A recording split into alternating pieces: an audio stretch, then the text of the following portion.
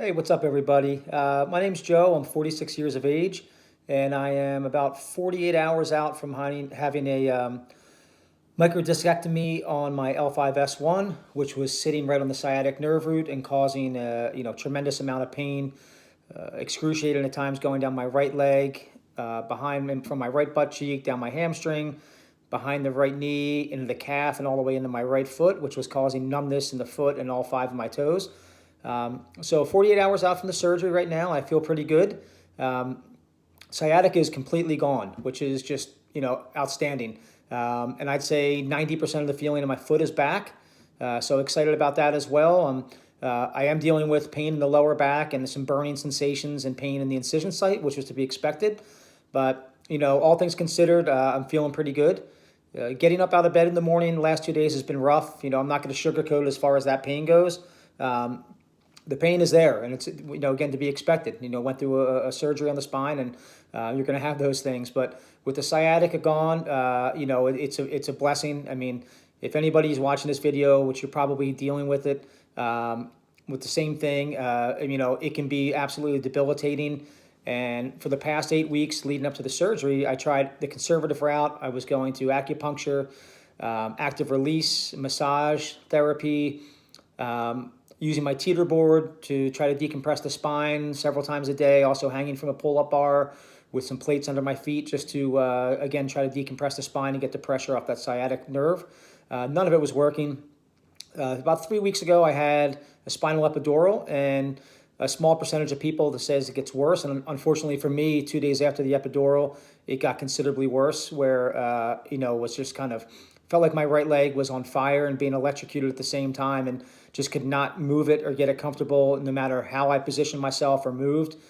Sleeping was difficult. Even driving for me was a little sketchy because of having that numbness in the foot. It was difficult to feel the brake pedal and also the gas pedal, so it was a little sketchy. But 2 days out, I'm feeling great. I mean, I think in situations like this, as you probably know, you need to take the positive mindset and keep moving forward and take those little wins each day, whether it's just being able to get up and down the steps, move around, those sort of things. I mean, I'm still only 48 hours out, so there's no bending at the hips, no lifting, no twisting, nothing over 10 pounds you can lift.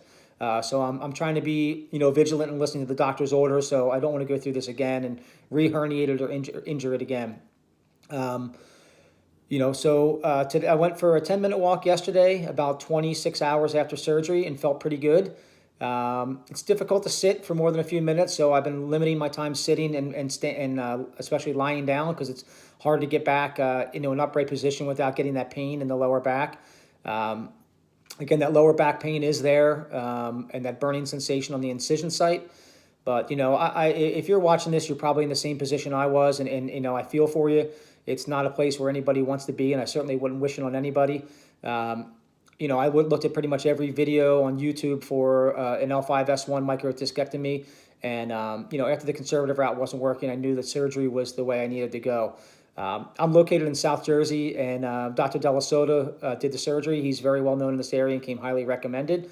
And, pretty excited about it. I'm about to go for, again, about a 20-minute walk. I'm going to try to push it a little bit today, and then come back in, put an ice pack on that has a strap that goes around my stomach so it holds it in place. Not to put the ice pack on the incision site is very important, but maybe a little bit higher, maybe off to the side, just to keep the swelling down, the irritation.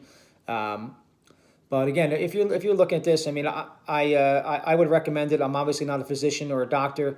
I'm an arborist by trade. I haven't been able to work for the past 2 months. Couldn't even put my harness or my saddle on for any kind of climbing, or moving any kind of heavy material, or even holding larger saws. Just not going to happen.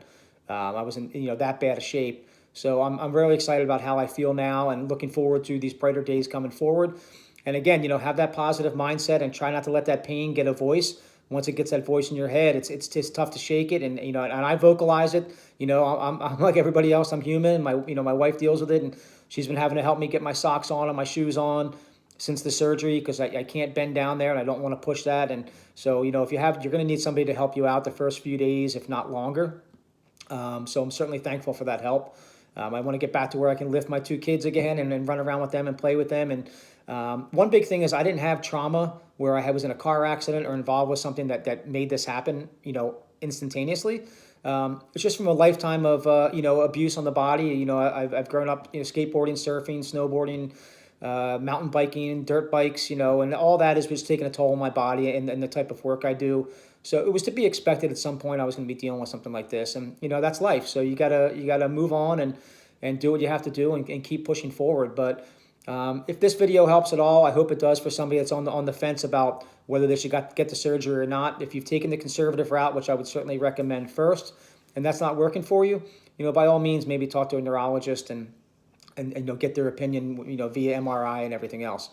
But if you have any questions or concerns, I'd be happy to answer what I can. Again, I'm obviously not a physician or a doctor, but I've been through the ringer. This is my second surgery, not on my back. First back surgery, I had my shoulder reconstructed about 8 years ago. I'm so familiar with that as well. But, if you have this, stay strong, keep that positive mind frame. And, if there's any questions, hopefully I can answer for you. All right. Have a great day. Thank you.